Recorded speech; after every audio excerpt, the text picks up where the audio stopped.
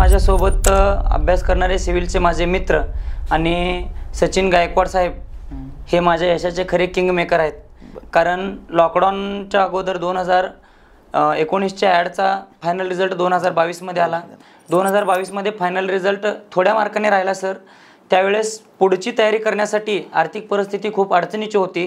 पण सचिन गायकवाड साहेब सध्या ATP आहेत आणि त्यांनी म्हणजे ते आमचे जवळचे मित्र आहेत. त्यांनी मला त्या पिरियडमध्ये खूप मोटिवेट केलं आणि मे 2022 ते BMCच्या रिझल्टपर्यंत त्यांनी मला आर्थिक बाजूने कधीच अडचण येऊ दिली नाही आणि माझ्यासाठी खूप म्हणजे ते स्ट्रॉंग होऊन माझ्यासोबत होते. मग ते मोटिवेशन असो, आर्थिक मदत असो, मार्गदर्शन सगळ्याच बाबतीत त्यांनी केलं. त्यासोबत अजून आमचे बरेचसे माझे क्लासमेट्स वर्गमित्र यांनी पण प्रायव्हेटमध्ये सध्या ते जॉबला आहेत, त्यांनी पण खूप मदत केली. त्याच्यानंतर माझा एक गावाकडं मित्र आहे विनायक कोटे म्हणून, त्या मित्रानंतर मैत्रीच्या पलीकडे जाऊन मैत्री केली.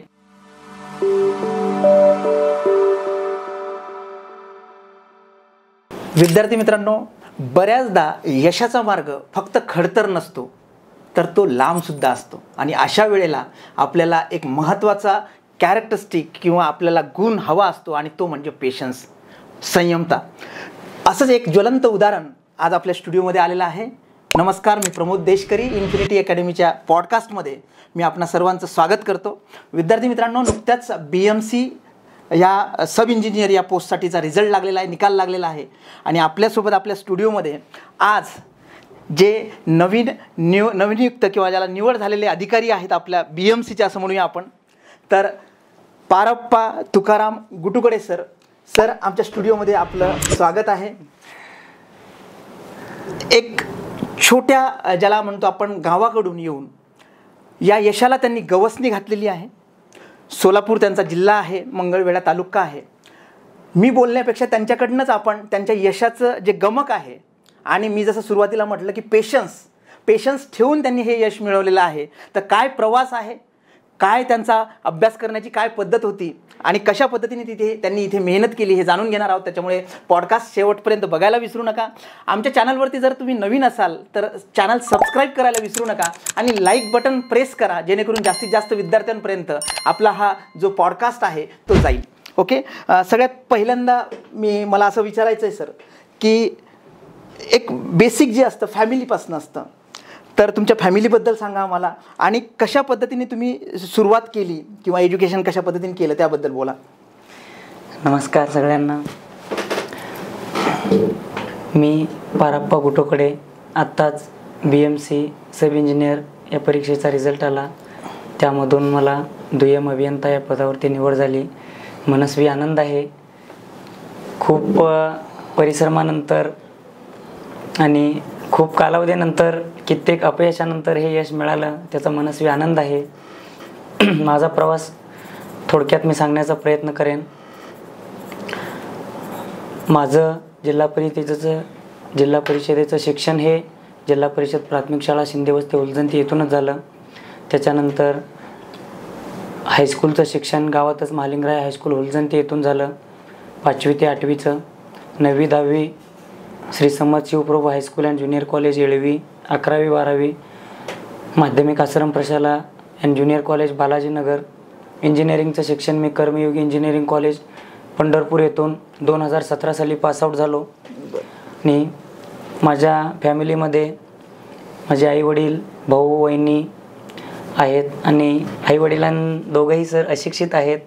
भावाचंही शिक्षण कमी आहे आणि त्यांच्या सहकार्यामुळे हे आज यश मिळालं सर. बरं. 2017ला तुम्ही ग्रॅज्युएशन केलेलं आहे, इंजिनिअरिंग केलेली आहे आणि घरचे बॅकग्राऊंड जे म्हणतो आपण की असं नव्हतं की बाबा शासनात कोणीतरी आहे. मग तुम्हाला हे मोटिवेशन कुठून मिळालं? म्हणजे तुम्हाला कधी वाटलं की मला शासनात जायचं आहे किंवा मला अधिकारी व्हायचं आहे? सर, ज्यावेळेस मी इंजिनिअरिंगच्या फर्स्ट इयरला ॲडमिशन घेतलं त्यावेळेस म्हणजे काही एवढी कल्पना नव्हती. 12वी संपल्यानंतर जस्ट एक मित्राच्या श्रीकांत दगडू शिंदे या मित्राच्या मार्गदर्शनामुळे मी इंजिनिअरिंगला ॲडमिशन घेतलं. मलाही जास्त कळत नव्हतं त्यावेळेस. मग ॲडमिशन घेतल्यानंतर मग फर्स्ट इयर झाल्यानंतर फर्स्ट इयर कॉमनच असतं आणि second year onwards civil department चालू होतं. मग सिव्हिलला गेल्यानंतर आमच्या हेड ऑफ डिपार्टमेंट बाबर सरांनी सांगितलं की आपल्या सिव्हिल डिपार्टमेंटमधून गव्हर्नमेंटला खूप चांगल्या संधी आहेत. वेगवेगळ्या department PWD, irrigation, WRD, WCD, MJP हे सेकंड इयरला गेल्यानंतर आमच्या हेड ऑफ डिपार्टमेंट बाबर सरांनी म्हणजे स्पर्धा परीक्षा देऊन पुढे आपल्याला अधिकारी होता येतं हे त्यावेळेस सांगितलं होतं. मग त्याच्यानंतर ते second year third year BE झाल्यानंतर आर्थिक परिस्थितीची अडचण होती. मला ग्रॅज्युएशन झाल्यानंतरच मी फुल टाईम करायचं होतं, पण आर्थिक परिस्थिती अडचणीची होती. त्यामुळे मी 2017 ते 2018 एक वर्ष मी स्वेरीज कॉलेज ऑफ इंजिनिअरिंग पॉलिटेक्निकवरती एक वर्ष लेक्चरशिप केलं आणि एप्रिल 2018 पासून मी माझा स्पर्धा परीक्षेचा प्रवास पुणे येथे येऊन सुरू केला. म्हणजे तुम्हाला सेकंड इयरला कळलं की इथून हा एक मार्ग आहे जो शासनामध्ये आपल्याला नेऊ शकतो.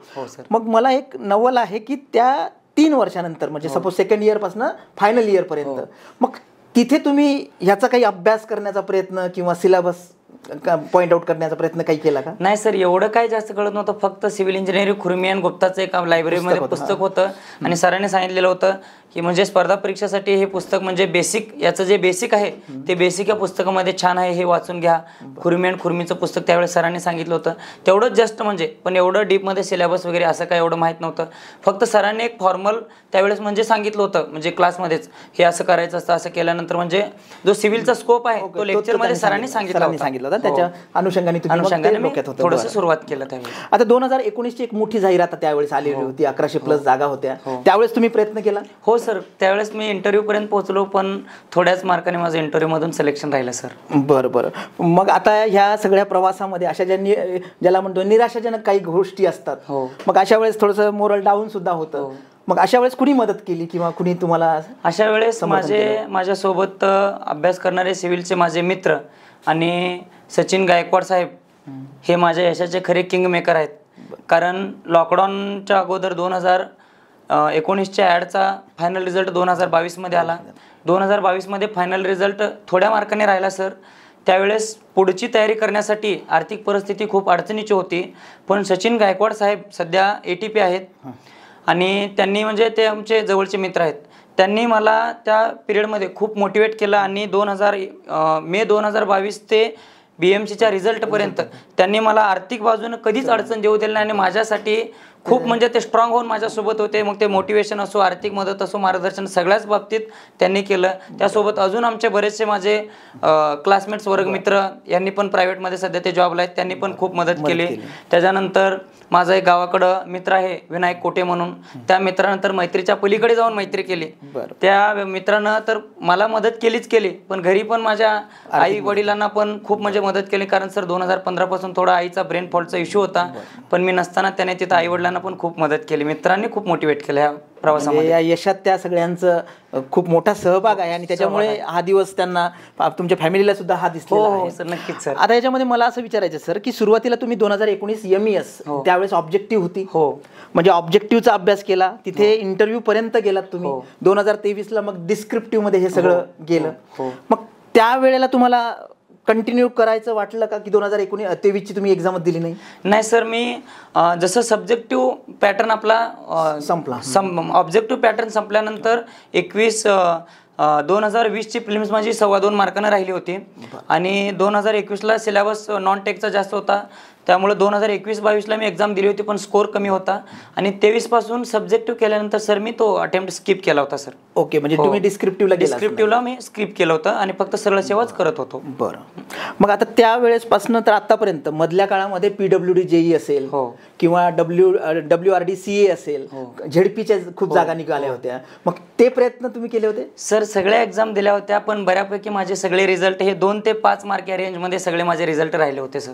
मग अशा वेळेस तुम्ही रिकवर का असं केलं? कारण कसं आहे की मे बी तुमचं BMC मध्येच व्हायचं होतं, म्हणून ह्या कुठल्या पोस्टला तुमचं सिलेक्शन झालं नाही, तर तुम्ही रिकवर कसं केलं? म्हणजे ह्या ज्याला म्हणतो आपण अपयशाचा अनालिसिस कसं केलं तुम्ही? म्हणजे मी एक्झाम झाल्यानंतर सर माझा जो पोर्शन कोणता वीक आहे प्रत्येक एक्झाम झाल्यानंतर, आता सरळ सेवेमध्ये 60 बऱ्यापैकी टेक्निकल आहे, बरोबर आहे, 60-40 आहे, कधी 40 टेक्निकल 60 नॉन टेक आहे. त्यावेळेस मी त्या टेक्निकल सर बऱ्यापैकी माझं स्ट्रॉंगच आहे, कारण 2019च्या MESच्या वेळेस माझ्या इंटरव्ह्यूसाठी मला कट ऑफ पेक्षा 29 मार्काची लीड होती. बरं. पण ते फायनल सिलेक्शन थोडक्यात राहिलं. टेक्निकलवर खूप कमांड होती, पण सरळ सेवेचे सगळे रिझल्ट बऱ्यापैकी माझे नॉन टेकचा पोर्शन इंग्लिश GS GK थोडंसं वीक असल्यामुळे गेले. पण मी परत नंतर जो वीक पोर्शन होता त्या वीक पोर्शनवरती जास्त स्टडी केला सर. बरोबर. नवीन जे विद्यार्थी आहेत जे स्पर्धा परीक्षेमध्ये सरळ सेवा देत आहेत त्यांना सुद्धा तोच एक प्रॉब्लेम येतो. त्यांना मेनली GS साठी सुद्धा प्रॉब्लेम येतो. तर तुम्ही कशा पद्धतीने ह्या गोष्टी हँडल केल्या जेणेकरून तुमचं BMC मध्ये सिलेक्शन झालं? सर आपल्या म्हणजे सध्या TCS आणि IBPS ह्या दोन संस्था एक्झाम घेतात. TCS पॅटर्नचा मी पूर्णपणे अभ्यास म्हणजे व्यवस्थितपणे म्हणजे कशा पद्धतीने अभ्यास केला तर तो पॅटर्न म्हणजे आपल्याला म्हणजे कोणत्या टॉपिकवरती जास्त प्रश्न म्हणजे आहे सिलेबसचं ॲनालिसिस केलं त्यानुसार प्रश्न कसे येतात प्रिव्हियस इयर क्वेश्चनचं ॲनालिसिस करून मी तो स्टडी केला सर. बरं. याच्यामध्ये टेस्ट सिरीज आहे. आपण टेस्ट देतो किंवा त्याचं सेल्फ ॲनालिसिस करतो. तर त्याचा तुमचा काय पॅटर्न होता म्हणजे कशा पद्धतीने तुम्ही टेस्ट द्यायची आणि कशा पद्धतीने ॲनालिसिस करायचे? टेस्ट मी देत होतो सर टायमिंग लावून ऑनलाईनच बऱ्यापैकी मी टेस्ट सिरीज सगळ्या ऑनलाईनच दिलो. टाइम लावून म्हणजे पहिलं माझं टेस्ट सिरीजमध्ये स्कोअर किती येतो याच्यापेक्षा ते टायमिंगमध्ये पेपर कव्हर होतं का याची मी फर्स्ट प्रायोरिटी होती. आणि टायमिंगमध्ये कव्हर झालं ठीक नाही झालं तर ते करण्यासाठी काय करायला लागतं याच्यावरती परत मी वर्क करत होतो.